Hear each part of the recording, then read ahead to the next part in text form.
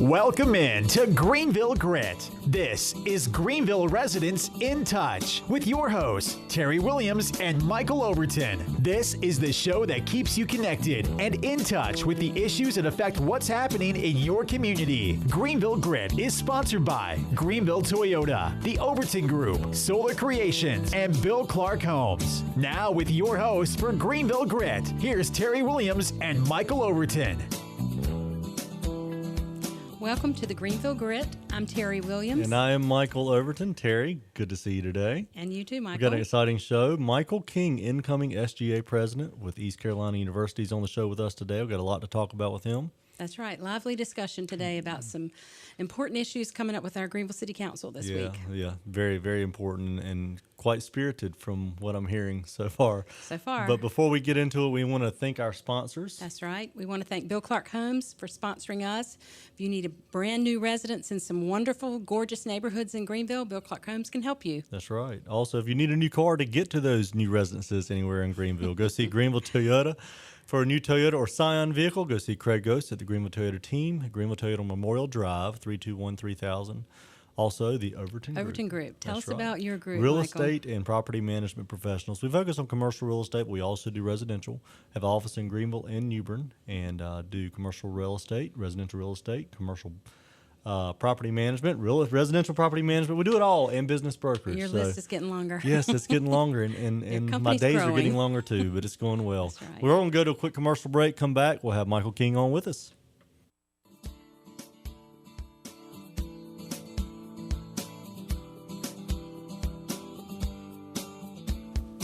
Welcome back to the Greenville Grit with my co-host, Terry Williams. I am Michael Overton, and with the show tonight, we have Michael King, incoming SGA president for East Carolina University.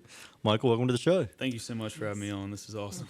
Well, and we heard you this morning on Talk of the Town, so excited to hear about some of the things going on in the Student Government Association, as well as the obvious topic of discussion in Greenville right now is the 4 unrelated rule. So we'll get into that and the students' role and opinions of where that is. But I guess first off, let's go into the SGA. You're incoming president April 26th?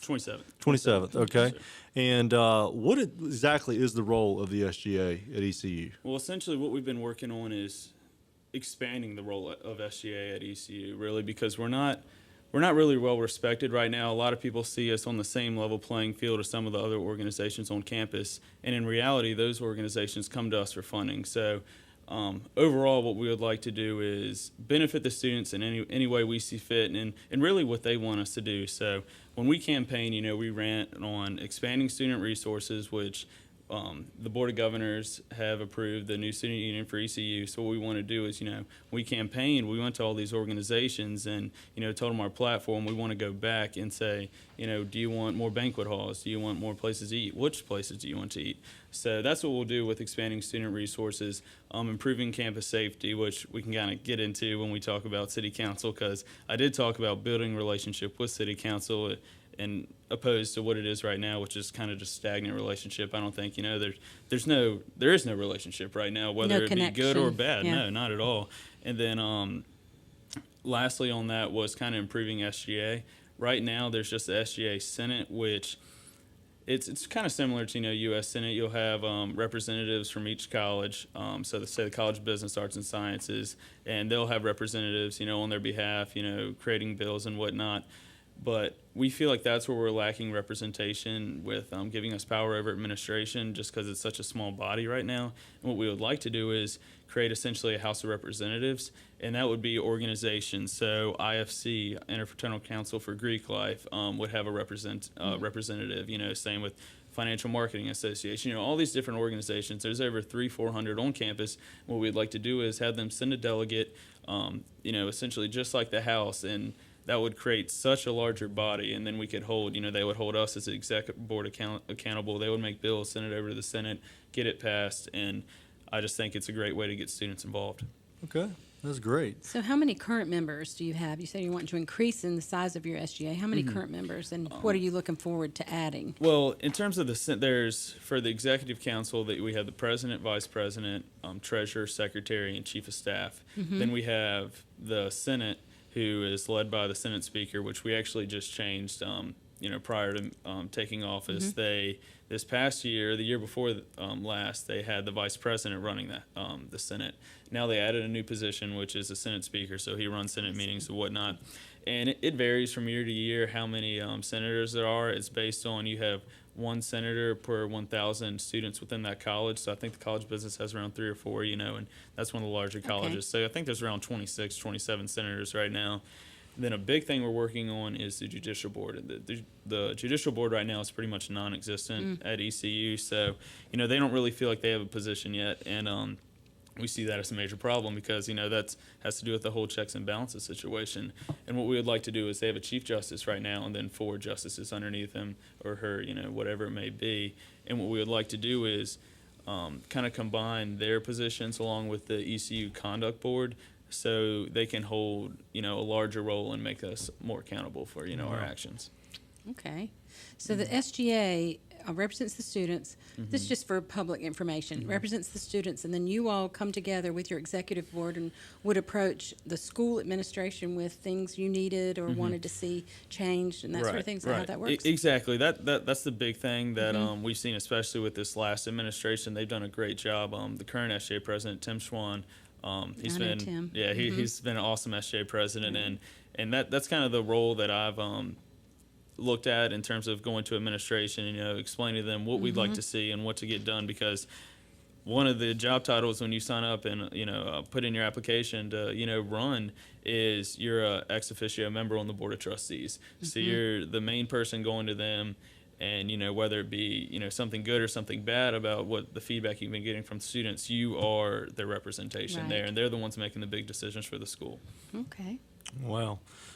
And ECU is around 27,000 students now. Yes, sir. What do you see as the challenges facing ECU over the next maybe 10 years? Its growth, as a role as the SGA, but just in general. What do you see as a student? Well, in terms of growth, I've actually looked back at some of the statistics over the past few months, and I was just doing some research on my own, and I saw around 2002, 2003, ECU was doubling their enrollment every year, and that's great at the time, but at the same time that's when ECU is getting that reputation for saying it might not be that hard to get in. And more recently, they've capped that, around 4,000, 4,500, around something around there, where they're capping the freshman enrollment. And I honestly like that, because that makes us more competitive for, in terms of other schools in North Carolina. It kind of, I feel like I don't really hear that same, party school reputation that we used to. And we are competing with, look at our med school, competing with Duke and Chapel Hill and, so on within the state. And I want to be more respected. And in terms of that growth, I think, we're at 27,000, undergrad and grad students. I think it's around 21,000 undergrad students. I kind of like that place for us. But at the same time, with these incoming freshmen, they're around 4,000 or 5,000. They've had to put them in apartment complexes, which you can look at it both ways. I feel like that's awesome. We're getting all these students interested, and it is getting more competitive. So, we're growing as a student body and reputation wise, but at the same time, I think the state is finally realizing the asset they can use within ECU, and that's why they're approving this new student union. Every year that I've been on campus, there's been construction going on, so that gets me really excited for the future. And the way I see it, I've talked to my parents a lot about this, about ECU, and I look at other schools. I'm from Virginia, so I look at UVA and Virginia Tech, and kind of compare them to NC State and Chapel Hill, and they've been around forever. They've had time. They've had, these graduate programs, law degrees and med schools for a lot longer than we have, which means that they have alumni making money, that can donate back, and that's why they can grow. And they're these prestigious schools. ECU, 1907, that's when we just got started. It was just a women's teaching college, and we've started growing, hitting that next step. Over the last decade, and I really feel that with our med school growing and we're getting better jobs, and these alumni are going to eventually we're going to be at that stage where we're making the 6 figures. We can donate back, and the growth is just going to be awesome. And I'm really excited. And hopefully they'll get to the 37,000 students I believe that they are trying to get to. Right. But you mentioned respect. I think that's going to lead us into our discussion of one of the reasons you came on is you want the respect. And I heard you say you want to gain the respect ECU can have across the state for other universities. But from what I hear, there seems to be concerns with respect within our own town. Right. So why don't you go into what do you see right now with the 4 versus 3 unrelated? I mean, that's one aspect of it. Yeah. But what do you see right now with the respect issue? Yeah, that is a great point. We're not going to get respect across the board until we get respect within our own town that we're living in. We're going to school in. And, I've talked to a lot of people that, alumni that have been here, 30 years before I even stepped foot on campus. And they've said the same thing, that city council, the people that run the city, make the laws and ordinance for the city. They just see us as a doormat. They don't think that we should have any say-so in what's going on. That's because you're only going to be here for 4 years. Yeah, exactly. And I'm a realist. I see their point to a certain extent. They might say, well, they'll just be here 4 years, and then they're gone. Then they're not going to care about Greenville or the city or anything like that. But I can't tell you how many times I've seen parents that come through here, then their kids come through here, and That's right. So you can't tell me that it's just going to be 4 years of us here. You have generations of families coming through here, and that's one of the things that irks me really bad, because I've seen in my fraternity 3 sets of brothers come in here 4 years apart. Owning the same, they own a house in Greenville. So you can't tell me that it's Right. just for 4 years. My little brother's actually going to be a freshman here next year, and I'm looking out for the rights of him. And you're going to grad school after this. yeah, I mean, yes, sir. I That's plan right. on starting my MBA in the spring. Well, Right. I think, too, as a city, we hope and encourage the people who graduate from ECU to stay in our community. Exactly. And start their families and start their professional careers. And Exactly. so we want to encourage the students to be a part of the community while they're attending. Well, what areas, I guess, with the city council do you see the lack of respect? I mean, what concerns do y'all have? Well, obviously, the 3 unrelated versus 4 unrelated, and obviously that district number 3 is run by Councilmember Blackburn, and I just feel like she has this attitude that she's an elitist, left-wing ideology, and no matter what we could say, she could spin and take it the other way, and it doesn't matter what we say. She thinks that what her way is right, and she'll listen to us and talk to us and make students buy into it, which is kind of the manipulation that really makes me mad in politics, when I would prefer just a common sense conversation where we can sit down and put politics aside, because it's about the city, it's about the students.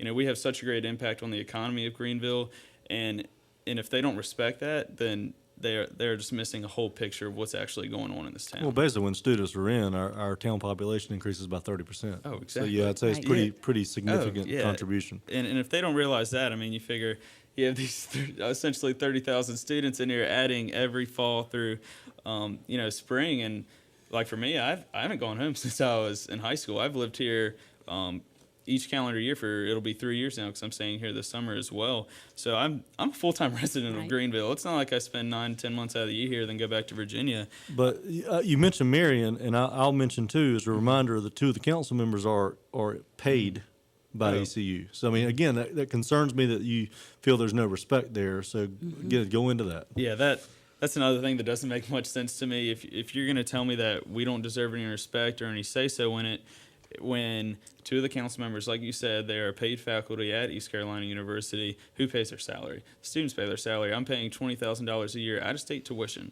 And, add, however many out-of-state students, in-state students, whatever you want to say, and, take our tuition, fees and everything like that. That's paying their salary. And, they live, some may live in the, the grid area, not just the council members, obviously, Marion Blackburn does to represent that district, but plenty of professors that are in that group, Truna, that is against the students, that are against the foreign-related rule, and believing that we should have a say-so. Just because we're in here for 4 years, well, they wouldn't even have the opportunity of being here if we weren't paying their salaries and helping them live, which helps the entire economy altogether. That's right. Well, I think sometimes they think when you mention the number of students that are living here, they're not all living in the university area. It's a very small percentage, even though there's a high percentage of rentals compared to the number of students we have here. 85%. Yeah, 85% are rentals in that area. The number of students who actually reside there there's not a balance. I mean, it's not like Oh, they all yeah. moved to that area. Right. So that brings us to the whole point that it's not really that many more households that can even accommodate the 4 unrelated. And there are even houses that 4 unrelated have gotten permits and they live in now that actually have more bedrooms than that. They actually have yeah. 5. They actually have 6. So they could actually accommodate more. Right, That's right. okay. We're not really asking for that, but it is. That's just the way it is. Well, I think the black and white too of this discussion is it goes back to Marion's comment a while back that it doesn't really make an impact on the investment those people are making, and I can tell you from a commercial real estate guy, it makes a massive impact. It's a massive investment because Yeah. that additional money that property can bring in adds a significant amount of value to that property. That's right. So you have 2 choices. You work with the students, encourage them to live there, which they've lived there for over 30 years. We've been through this before. But if you don't want the students there, you're not just going to fill 85% of those homes up with homeowners. No, you're not. There's going to be a group that comes in that is not going to be as desirable, that's going to cause more harm to the district That's right. than what they feel that the students are causing. Right, So, right. And I agree 100%. I've had, tons of conversations with individuals about this issue, and I feel like they have a choice. They can either work with the students and, build a relationship. Because I'm not trying to come on here and say that, it's us against them. Let's get what we want, and then that's the end of it. Ideally, I would love a, mutual respect relationship, a trade-off between, we mentioned before, we're helping pay their salaries. At the end of the day, I'm realistic. We are college students. We can be, up late or, the partiers that they try to label us as. But if we have that mutual respect, it's just a trade-off. It's like anything in life. Now, they could take that and that trade-off, which I would see as the best option, or I've seen them, the possibility of would you rather have us or Section 8 housing in this area? And they talk about wanting home ownership in the university neighborhood. Well, that is, who's going to live there? They're starter homes. If anyone's going to live there, they're on the majority of what I've seen, it's going to be a young professional anyway. So right. even if you want to talk about the party aspect, you're still going to have 23, 24-year-olds in there that are going to be up drinking, and then they're living with a couple roommates still if they're, splitting, mortgage or rent or whatever it may be. But would you rather have that and keep the neighborhood, rising up from, what it has been, or would you want to go back? Would you want it to be Section 8 housing? And you cannot tell me. well, and it's been 3 for years and years and Yeah. years, and it wasn't going the right direction. Right. And now it's 4 for a year, and it's going the right direction. Right. But again, it's the whole discussion, Terry. Remember, they say it wasn't done properly. They Right. rammed it through. It was an 8-month process. So Yeah. let's talk about ramming through a 60-day process That's to exactly reverse right. it. Right. But let's talk about minority versus majority. Yes, that that's- was the big discussion. Terry, take the floor on That's that right. We know that a petition has been filed with the city concerning not, they were against not repealing the text amendment or the overlay. Now, it's our understanding they have as many as 70. They met 70 all the petitions totaling requirements 40 acres, for from the what I petition understand. to be legitimate over 40 acre because they base it on land mass, number of signatures per land mass. Is Right. that correct? And so they have met that. Now, the issue is now, I believe it's in the hands of our city attorney. That's right. They're reviewing all of them. They're reviewing it, and the UNA has also retained an attorney because there is a conflict there into whether or not Dave Hollick thinks it's legitimately proposed correctly because of the fact of it being a text amendment. So there's some questions there that have come up. But I think one important thing is we have a minority on the city council that wants this to happen, who are representing a minority of the population.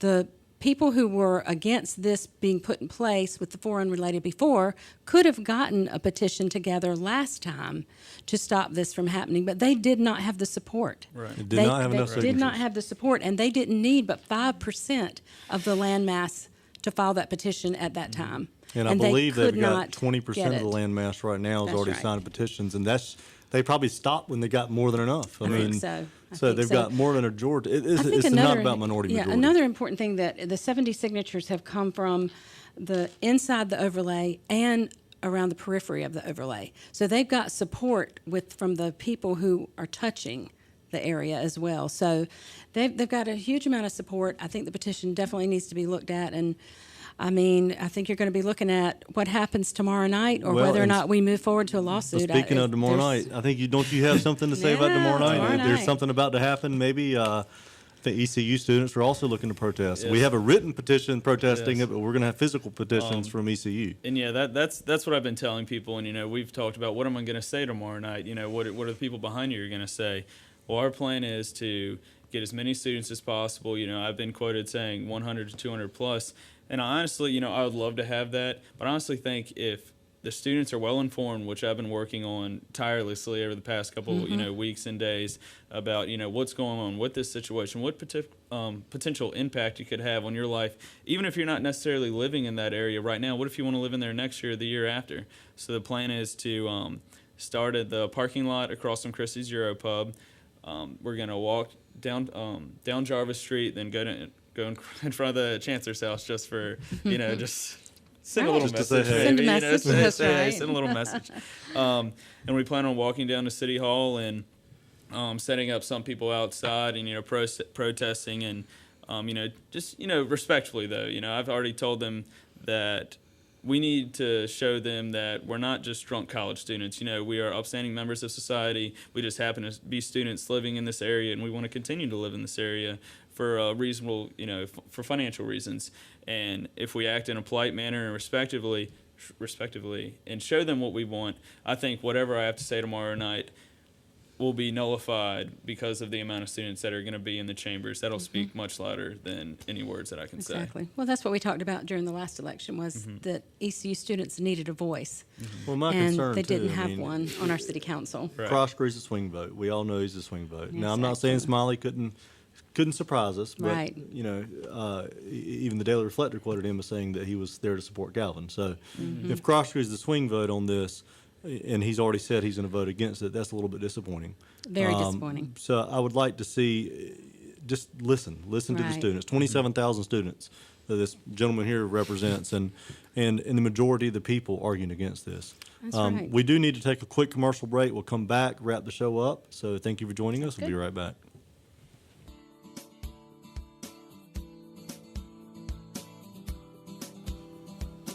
Welcome back to the Greenville Grit. We've enjoyed having Michael on with us today Thank you so from much. the SGA at ECU. And you're very impressive, and I know that they are very lucky that they have you in charge coming you on so at the much. end of That's April. really nice. And I look forward to hearing more things from you and more things about what ECU and your SGA are doing. And I would like to hear that periodically so that Oh, that definitely. keeps us in tune with what's happening Well, in ECU I think the because SGA it's so president important. needs to step up as the Yeah, role. I mean, you're I do representing too.